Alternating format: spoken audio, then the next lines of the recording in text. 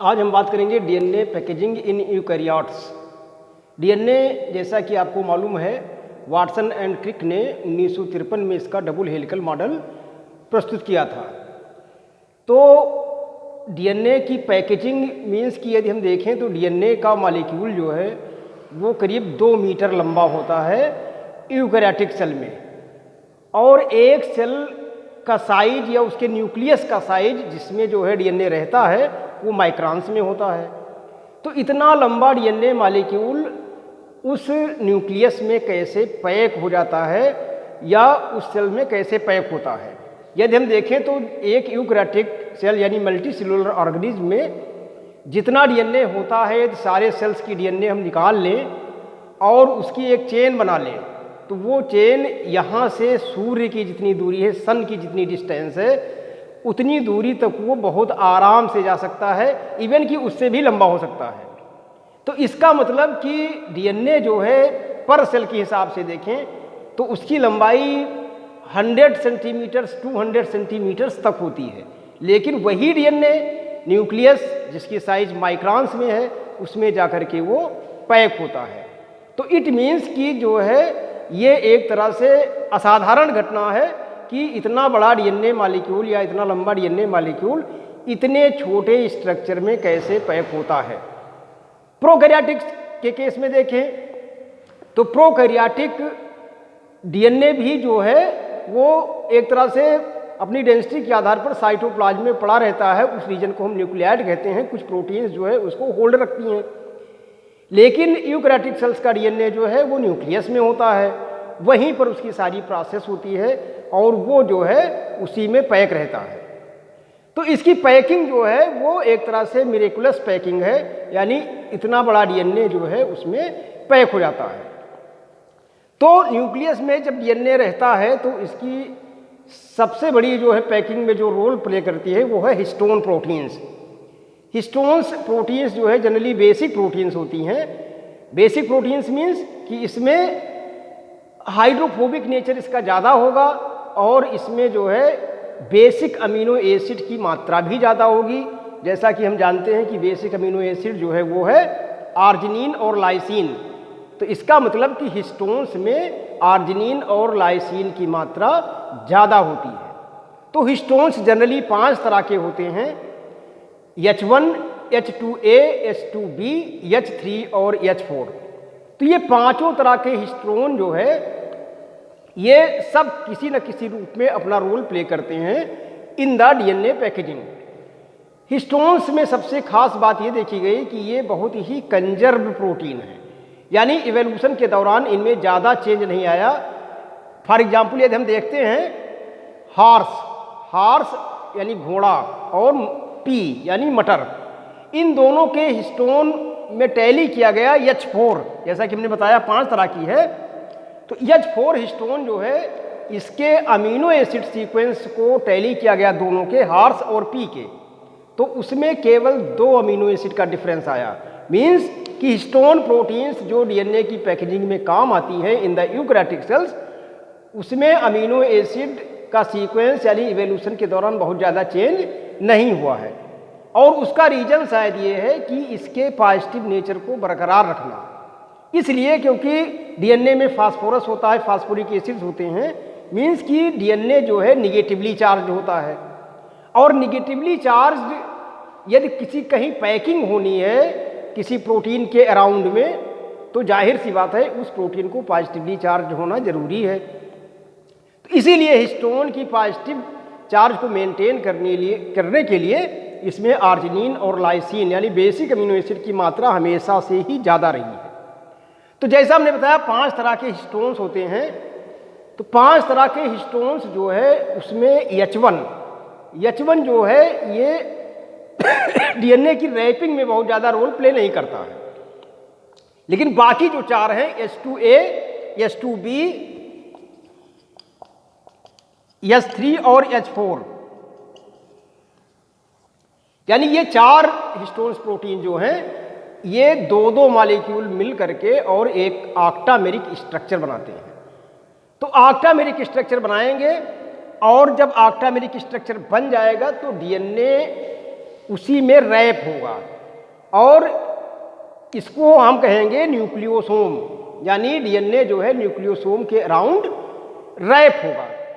और रैप होगा तो करीब 146 बेस पेयर, यानी 146 बेस पेयर की रैपिंग जब हो जाएगी तो उसके बाद दूसरा ऑक्टोमर यानी दूसरा न्यूक्लियोसोम रहेगा और वो एक लिंकर डीएनए से जुड़ा रहेगा।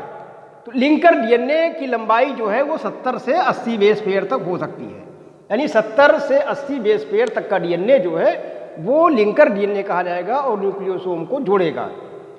और इस ऑक्टामेरिक स्ट्रक्चर को H1 प्रोटीन जो होती है हिस्टोन की वो लॉक किए रहती है। तो लॉक किए रहने से क्या होगा कि जब वो चाहेगी तभी ओपनिंग होगी। तो इसमें दो तरह की फोल्डिंग हो सकती है, एक तो वेरी कॉम्पैक्ट फोल्डिंग, यानी जब हिस्टोन्स जो है ज़्यादा हाइड्रोफोबिक हो जाए। और ज़्यादा हाइड्रोफोबिक कब होगा? जब या तो मिथाइलेशन हो जाए उसका। तो यदि मेथिल ग्रुप एक्स्ट्रा जुड़ जाता है हिस्टोन्स में by the enzyme methyl transferase, तो मेथिल ट्रांसफेरेज जो है वो हिस्टोन में जुड़ेगा तो वो मॉडिफाई हो जाएगी और मॉडिफाई होने की वजह से उसमें हाइड्रोफोबिसिटी उसकी और बढ़ जाएगी। यदि मिथाइलेशन कर देते हैं तो हाइड्रोफोबिसिटी और हो जाएगी और वो बहुत ही कॉम्पैक्ट यानी टाइट फोल्डिंग होगी, क्योंकि डीएनए जो है निगेटिवली चार्ज है और वो ज़्यादा पॉजिटिव चार्ज होगी तो बहुत टाइट फोल्डिंग हो जाएगी। तो मिथाइलेशन जो है प्रोटीन का वो उसकी फोल्डिंग को इंक्रीज कर देता है, यानी कॉम्पैक्ट फोल्डिंग होगी न्यूक्लियोसोम पर। तो मिथाइलेशन जो है एक रोल प्ले करता है यदि इसका जो है कॉम्पैक्ट फोल्डिंग करनी हो। जैसा कि हम जानते हैं कि इसमें दो रीजन होते हैं डीएनए में या क्रोमोसोम्स में, यूक्रोमेटिन और हेटेरोक्रोमेटिन। तो यूक्रोमेटिन जो है वो एक्सप्रेस होता है, यानी उसका ट्रांसक्रिप्शन होता है या उससे प्रोटीन बनती है। हेटेरोक्रोमेटिन एक तरह से इनएक्टिव जीन्स है और मोस्ट ऑफ दी पार्ट जो है क्रोमोसोम का हेटेरोक्रोमेटिन का ही बना होता है और वो अनएक्सप्रेस्ड होती है।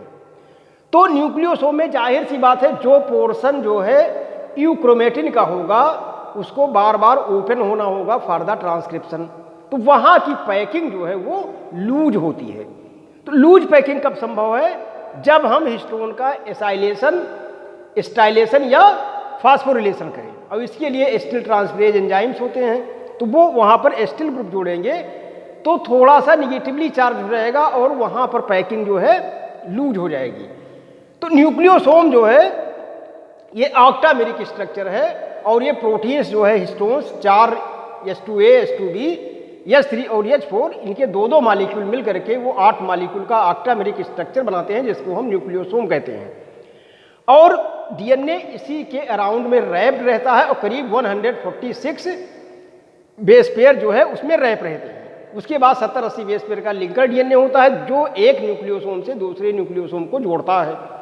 और यूकैरियोटिक सेल्स में more than 10 millions nucleosome observe किए गए हैं, यानी एक डीएनए की पैकिंग में एक सेल में 10 मिलियन से ज़्यादा न्यूक्लियोसोम इन्वॉल्व होते हैं।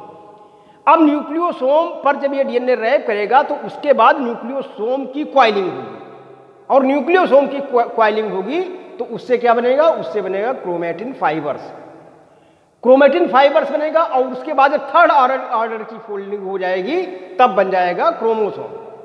तो इट मीन्स कि जो है जो डीएनए जिसके साथ प्रोटीन्स ऐड होती है फॉर द पैकेजिंग वही आगे चल करके क्रोमोसोम का स्ट्रक्चर बनाता है। तो इस तरह से जो है न्यूक्लियोसोम का स्ट्रक्चर बनेगा और यदि यहाँ पर ओपनिंग होनी है या जीन एक्सप्रेशन होना है तो वो वहाँ पर लूज फोल्डिंग रहेगी और वो ओपन हो जाया करेगा। मीन्स कि यदि न्यूक्लियोसोम का स्ट्रक्चर है या डीएनए पैकेज है तो वो सुपर क्वाइल्ड स्टेट में रहता है और सुपर क्वाइलिंग के बाद भी उसमें क्वाइलिंग होती है, यानी बहुत ही कॉम्पैक्ट फोल्ड में ये पैक रहता है। लेकिन ट्रांसक्रिप्शन के समय कुछ पार्ट्स जो है वो ओपन होते रहते हैं और इसमें मेन रोल होता है जो लिंकर हिस्टोन प्रोटीन्स होती है, यानी H1 प्रोटीन एक लॉक की तरह काम करती है और जब जीन एक्सप्रेशन होने वाला होता है तो वो ओपन हो जाती है। तो इस तरह से जो है डीएनए यूकैरियोटिक सेल्स के न्यूक्लियस में पैक रहता है। यदि हम देखें तो पैकेजिंग जो है शुरू से ही जो है देखी गई है। वायरस में भी यदि डीएनए है तो वो प्रोटीन के खोल में पैक रहता है और उसी होल स्ट्रक्चर को हम वायरस कहते हैं, यानी वायरस का जेनेटिक मटेरियल जो है वो प्रोटीन कोड के अंदर रहता है। यदि हम प्रोकैरियोटिक की बात करें तो प्रोकैरियोटिक में चूंकि कोई स्पेशलाइज्ड स्ट्रक्चर नहीं होती है या कोई ऑर्गेनेल्स नहीं पाया जाता है, तो उसका डीएनए जो है डबल स्ट्रैंडेड सर्कुलर डीएनए वो साइटोप्लाज्म में पड़ा रहता है और उसके लिए भी कुछ प्रोटीन्स अरेंज रहती हैं और चूंकि उसमें भी करीब मिलियंस बेस पाए जाते हैं, तो इट मीन्स कि जो है वो उसका डीएनए भी काफ़ी बड़ा होता है, लेकिन वो सुपर क्वाइलिंग द्वारा फोल्ड होकर के और एक रीजन होता है साइटोप्लाज्म में जिसको हम न्यूक्लियाइड कहते हैं, तो उसी रीजन में वो डीएनए रहता है और उसके साथ कुछ प्रोटीन्स भी अरेंज होती हैं उसकी पैकेजिंग में। लेकिन न्यूक्लियस में पाया जाने वाला डीएनए, यूकैरियोटिक सेल्स में जो डीएनए होता है वो न्यूक्लियस में होता है।